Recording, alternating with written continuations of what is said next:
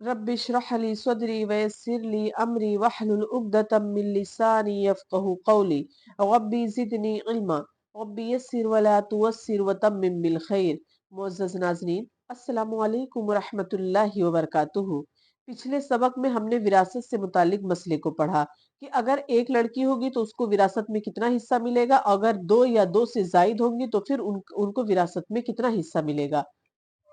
आगे पढ़ते हैं। औज़ु बिल्लाहि मिनश शैतानिर रजीम, बिस्मिल्लाहिर रहमानिर रहीम व बिही नस्तईन।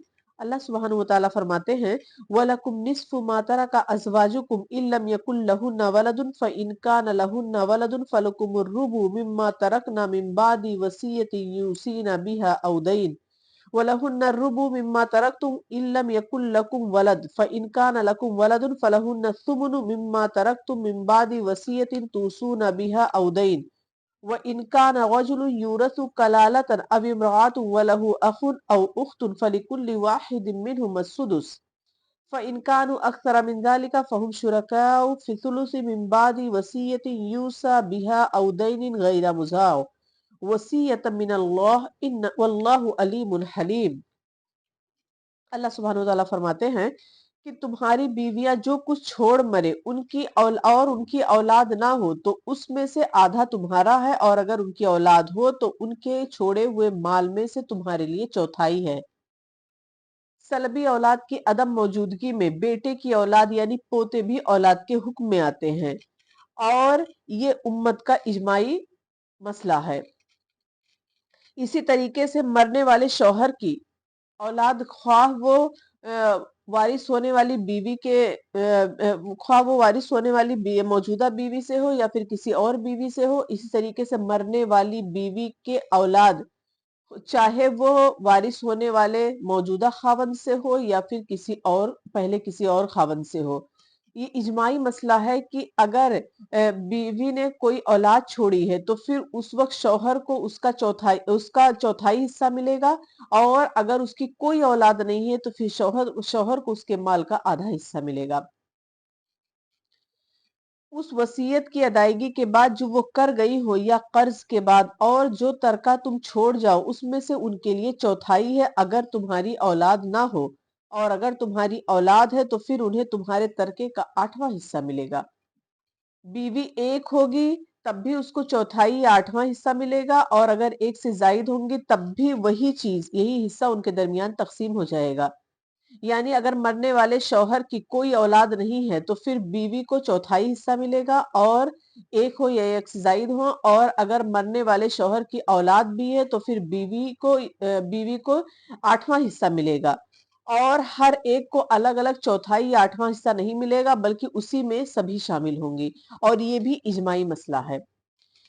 उसके बाद अल्लाह ताला फरमाते हैं कि उस वसीयत के बाद जो तुम कर गए हो और कर्ज की अदायगी के बाद, और जिनकी मीरास ली जाती है वो मर्द या औरत कलाला हो यानी न बाप हो न बेटा हो।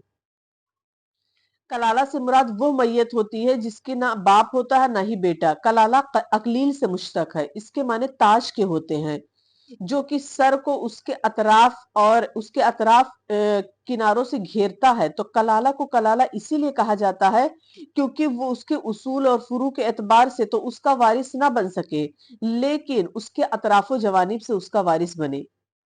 तो यानी कलाला से मुराद वो मैयत है जिसके ना ही बाप हो ना ही बेटा हो, और उसका एक भाई या एक बहन हो तो उन दोनों में से हर एक का छठा हिस्सा है, और अगर उससे ज्यादा हो तो 1/3 में सब शरीक हैं। इससे मुराद अखियाफी भाई बहन है। यानी अखियाफी यानी वो जो जिसकी माँ एक हो और बाप अलग अलग हो, कोई भी हो। तो और क्योंकि ऐनी भाई बहन और अल्लाती भाई बहन का हिस्से मीरास जो है वो इस तरह नहीं है, और उसका बयान भी अभी आगे आएगा। और इसके अलावा जो मर्दो जन है, शौहर और बीवी हैं, तो उसमें लिज़्ज़क्र मिस्लु हज़्ज़िल उनसैन का कानून चलता है।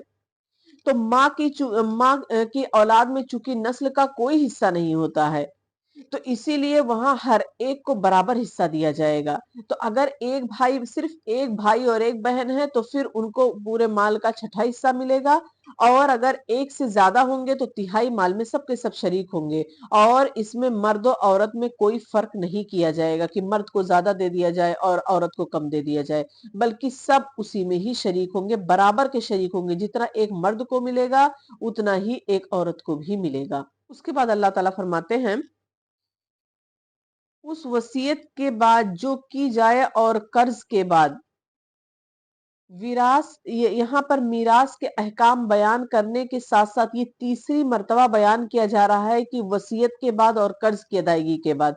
तो इससे इन दोनों की अहमियत का अंदाजा होता है कि ये दोनों चीजें अल्लाह के नजदीक कितनी अहमियत वाली है, कि अल्लाह ताला ने जब से विरासत का मसला बताया, 3 मर्तबा अल्लाह सुब्हान व तआला ने इसका जिक्र फरमाया है। पहले वसीयत का, उसके बाद कर्ज का। हालांकि होना ये चाहिए था कि पहले कर्ज का जिक्र अल्लाह सुब्हानो ताला करते, दूसरे नंबर पर वसीयत को लेकर आते, लेकिन अल्लाह ताला ने पहले वसीयत का जिक्र किया, उसके बाद कर्ज का जिक्र किया, तीनों मकामात पर। तो इसमें भी बहुत बड़ी हिकमत है अल्लाह सुब्हानो ताला की, कि हिकमत ये है कि कर्ज की अदायगी को तो लोग अहमियत देते हैं, यानी अगर किसी के कर्ज हो तो उसकी अदायगी की लोग अहमियत देते हैं, और अगर अहमियत ना भी दे तो लेने वाला जबरदस्ती ले लेता है। लेकिन वसीयत एक ऐसी चीज है जिसको लोग गैर जरूरी समझते हैं। अगर किसी मरने वाले ने कोई वसीयत कर ली तो उसको लोग गैर जरूरी समझते हैं, और अक्सर लोग उससे गफलत बरतते हैं। तो यहाँ पर उसकी अहमियत को बयान किया गया है कि वो कितना ज्यादा अहम है। इसीलिए अगर विरासत तकसीम हो रही है तो विरासत तकसीम होने से पहले 3 चीजें करना चाहिए, उसके बाद विरासत को तकसीम करना है। पहली चीज कि वो मैयत जो है उसकी तजहीज़ो तकफीन जो है उसी के पैसों से किया जाए। उसके बाद जो उसने वसीयत की है उस वसीयत को पूरा किया जाए, और तीसरे नंबर पर जो कर्ज उसके जिम्मे है उस कर्ज को अदा किया जाए उसी के पैसों से। उसके बाद जो माल बचता है तो फिर उसमें उर्सा के दरमियान वो तकसीम कर दिया जाए।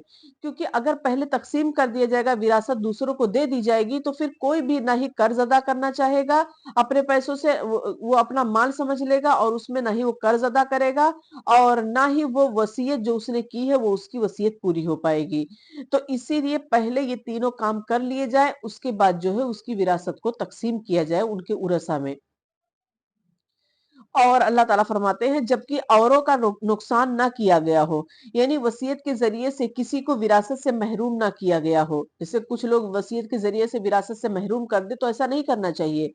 ना ही विरासत से महरूम किया गया हो, और या फिर किसी को ज्यादा दे दिया जाए, किसी को कम दे दिया जाए, यानी घटा या बढ़ा दिया जाए, या फिर इसी तरीके से वारिसों को नुकसान पहुंचाने के लिए ये कह दिया जाए कि मैंने फुला शख्स से कर्ज लिया, हालांकि उसने उससे किसी से भी कोई कर्ज नहीं लिया है।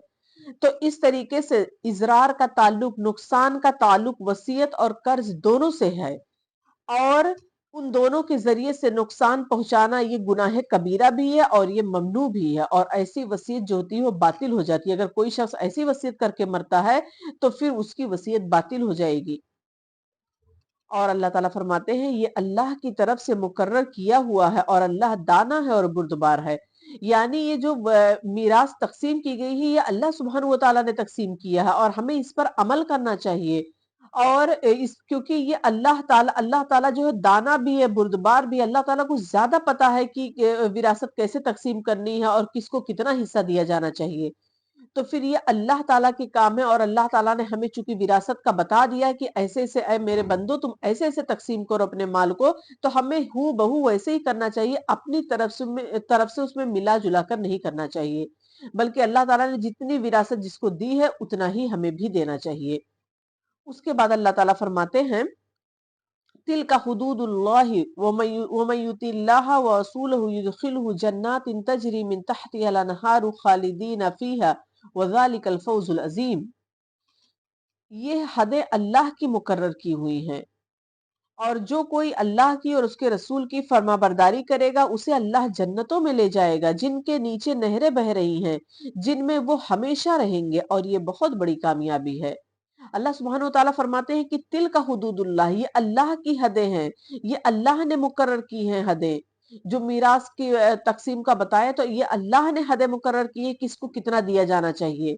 تو تمہیں اسی کا ہی پابند رہنا چاہیے، اور جو اطیع اللہ اور اطیع الرسول کا پابند ہوگا، جو اللہ اور اس کے رسول کی اطاعت کرے گا، تو اللہ تعالیٰ نے ان کو خوشخبری سنا دی کہ اے نبی، آپ اب ان نیک بندوں کو خوشخبری سنا دیجئے، ان کو بتا دیجئے کہ اللہ تعالیٰ ان کو ایسی جنت دے گا جن کے نیچے نہریں بہ رہی ہوں گی، اور جن میں وہ ہمیشہ ہمیشہ رہیں گے۔ ایسا نہیں ہے کہ تھوڑی دیر کے لیے جنت میں ڈال دیا گیا، اس کے بعد پھر اس کو وہاں سے نکال دیا گیا، نہیں، بلکہ وہ جنت اس کا ہمیشہ کا مسکن بن جائے گا، ہمیشہ کی جگہ بن جائے گی، وہ ہمیشہ اسی میں رہے گا، کبھی نہیں نکالا جائے گا۔ تو اگر جو شخص اللہ اور اس کے رسول کی فرمانبرداری کرے گا تو اس کے بدلے میں اس کو جنت ملے گا۔ اور آگے اللہ تعالیٰ فرماتے ہیں وَمَن يَعْصِ اللَّهَ وَرَسُولَهُ وَيَتَعَدَّ حُدُودَهُ يُدْخِلْهُ نَارًا خَالِدًا فِيهَا وَلَهُ عَذَابٌ مُهِينٌ۔ اور جو اللہ اور اس کے رسول کی نافرمانی کرے اور اس کی مقررہ حدوں سے آگے نکلے، اسے وہ جہنم میں ڈال دے گا، اور جس میں وہ ہمیشہ رہے گا، ایسوں ہی کے لیے رسوا کن عذاب ہے۔ جو لوگ، ظاہر سی بات ہے، جو اللہ اور اس کے رسول کی حدوں کو توڑتے ہیں، جو اللہ اور اس کے رسول کے حدوں کو پامال کرتے ہیں اور اس سے حد سے آگے نکل جاتے ہیں، جو اللہ نے حدیں مقرر کی ہیں اس سے آگے نکل جاتے ہیں، تو اللہ سبحانہ وتعالیٰ فرماتے ہیں کہ ایسے ہی لوگوں کا ٹھکانہ جہنم ہے، ایسے ہی لوگوں کے لیے جہنم کی آگ تیار کی گئی ہے، ایسے ہی لوگوں کے لیے دردناک عذاب تیار کیے گئے ہیں، کیونکہ انہوں نے اللہ اور اس کے رسول کی اطاعت نہیں کی، اللہ اور اس کے رسول کی فرمانبرداری نہیں کی۔ تو جو اللہ اور اس کے رسول کی فرمانبرداری نہیں کرے گا تو اللہ تعالیٰ فرماتے ہیں کہ وہ جہنم میں ڈال دیا جائے گا، اور وہ جہنم میں ہمیشہ ہمیش کے لیے رہے گا۔ ایسا نہیں ہے عارضی طور پر ڈالا گیا اور پھر نکال لیا گیا، نہیں، بلکہ ہمیشہ کا ٹھکانہ اس کا جہنم ہو جائے گا۔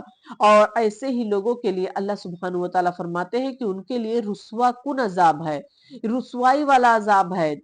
تو ایسے تو یعنی اس سے پتہ چلا کہ ہمیں اللہ اور اس کے رسول کی اطاعت کرنی چاہیے اور اللہ اور اس کے رسول کی نافرمانی سے بچنا چاہیے، کیونکہ اللہ تعالیٰ ایک جگہ فرماتے ہیں کہ جس نے اللہ کی اطاعت کی، جس نے رسول کی اطاعت کی، اس نے میری اطاعت کی، اور جس نے میری اطاعت کی تو میں اس کو جنت میں ڈال دوں گا، اور جس نے رسول کی نافرمانی کی اس نے میری نافرمانی کی۔ تو ظاہر سی بات ہے جو رسول کی نافرمانی کرے گا وہ اللہ کی نافرمانی کرے گا، اور جو اللہ کی نافرمانی کر دیا تو پھر اس کا ٹھکانہ تو جہنم ہی ہے۔